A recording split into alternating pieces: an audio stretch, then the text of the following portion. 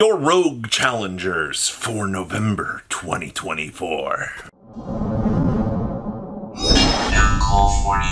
Make sure you guys smash the link crap out of that subscribe button so you guys don't miss out more Oscar. We're going to start off over here with Dynamite FTK. Yes, the Master Duel special out here, getting an extremely awesome mention out here because when I saw that somebody was starting to tinker around with this, I wanted to put this in the Rogue decks because, you know, being able to banquet a million, strip your opponent's extra deck from them, obviously they get their extra deck back at the end of, the turn, but that doesn't really matter because you've already done the damage. You know, you've taken it away, you get an essential turn skip on your opponent. Oh no, your opponent's going to normal summon.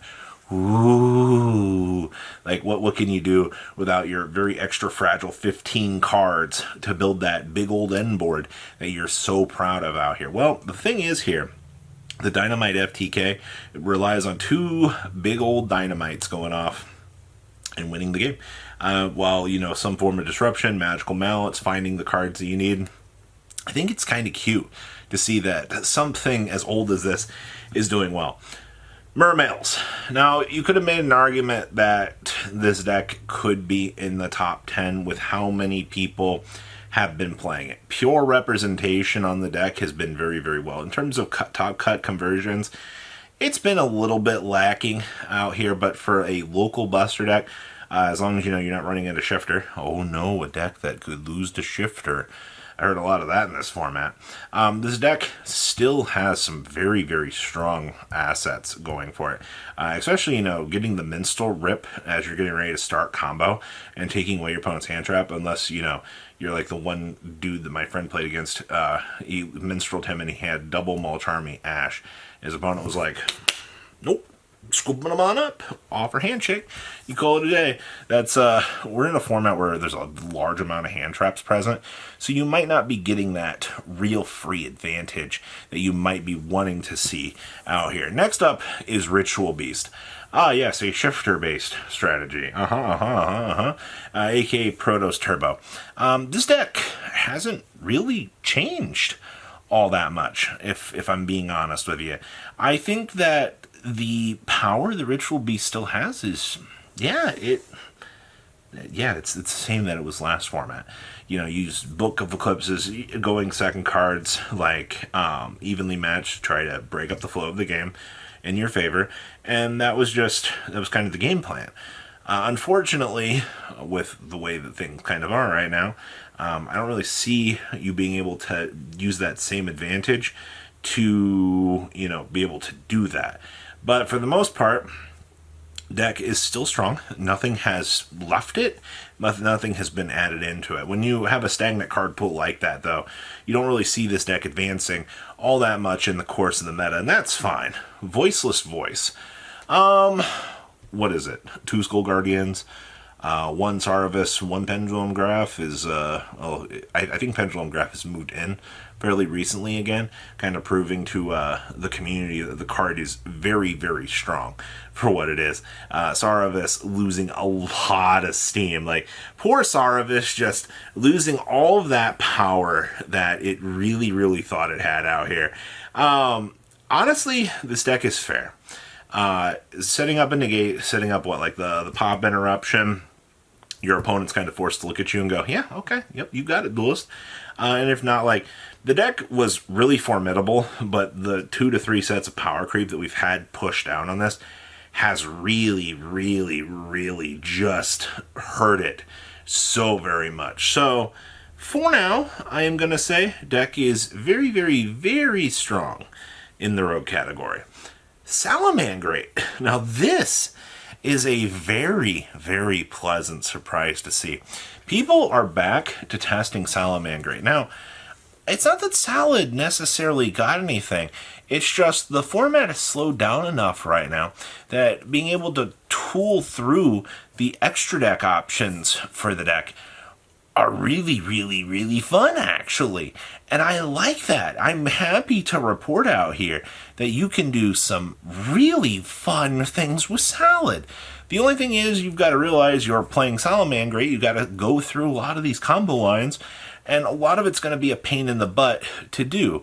Also, Shifter is your enemy. I got a reference which decks, have the shifter problems, so people can understand maybe some of their inheritability of them not doing so well is quite possibly because of dear old shifter ruining some of their days. It does in fact happen. Sprite. So, Sprite was kind of picking up very, very strongly in like the mid-section of this format. It's even had like a 37th place out of a YCS or a 34th. It was one of the two. Deck essentially bubbled out of the last YCS, and I think Monolac was the one that performed the best with it. I think Sprite is a very, very solid pick in the rogue category just because people don't know how to handle the things that this deck does. And also, it's still Sprite. It's just set up your negates, kind of do your thing. Your opponent's forced to look at you and go, I can't really do anything about this end board that you just set up. Let's go ahead and go next. Or, they do break your board because it can be a little bit susceptible. But the Fiendsmith stuff is definitely the thing that's holding this deck together right now for being that powerhouse. If it loses any of that momentum, well, there's not really much that you can do about that. So that's a big one. Exodia. Oh, did you know Exodia just got 2 wins out here for regionals? Exodia, in an environment that is slightly smaller and less competitive than other regions, I wholeheartedly believe Exodia is the killer. Because you set up a Secret Village lock, you set up a Spell and Trap negate, and you set up a board wipe on your opponent. Now, obviously, if your opponent does break this, well, congratulations, they're probably going to win because now you're underneath the Secret Village lock yourself. That is the craziness that deck can have. Now, there are a lot of decks that can play through that. Trust me, I've seen it. Especially Summon Fenrir literally forces the board wipe clear, and you're in a shit position after that thing resolves. So, trust me, there are some very strong one-answerable outs to it. Obviously, a Kaiju breaks that entire board, but who's dedicating Kaijus in this current meta? So, yeah, Exodia, very, very, very strong. Heroes. Heroes don't really ever leave. Heroes just take a slumber and aren't really as popular as they are. So heroes haven't really gained anything either. This deck is still performing through hoops. I question how it does it every single day. But the fact that this deck is able to play through some of these absurdities out here. Nibiru is also kind of taken a nap this format, which has definitely allowed hero players to get some major, major advantage out here. Let's call it what it is. You know that the best hero in board was the one with the token on it. Alright, because they're just like, well, we don't have an essential negate. I think it's the reason why they never gave heroes a negate was because if it was too easy to make, that it would just be falling to the wayside and people would just try to abuse that. Can't have heroes making abusable boards. Alright, because if heroes got too crazy out here, that would be bad. Okay. Alright, and then we have the Fallen of Albz. This one is still a treat to me. Fallen of Albz, losing Branded Fusion was one of the worst things that could have happened to the deck. Like, the deck's fall all the way back down to, like, the rogue category has just been... needs to be studied. We need to take a look at how Konami could just send this deck back so far into the Stone Age. But I will tell you, it's still there. It's a locals buster for sure. And you've got to remember that if you're not acknowledging some of these decks back here, that you're going to have bad times. Fallen of Albz remains kind of in that really weird state out here. And it, yeah, I don't know. Being forced to play the fusion duplication, trying to play 60 cards with grass to kind of subsidize some of these things, it's a little bit rougher, that's for sure. So things like Lightsworn, Ancient Gears. Just because I didn't mention your deck doesn't mean that it can't be doing well right now. These were more of the standard picks, had tops, and are like fan favorites that I've seen doing well out here.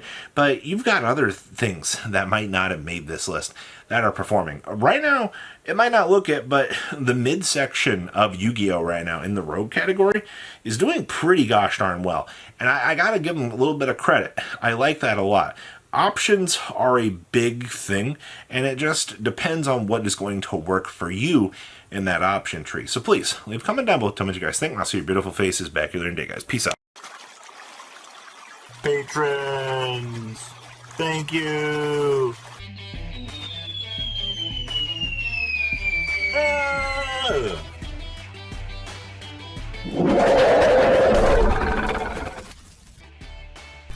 Thank you so much for watching. Check out these other videos.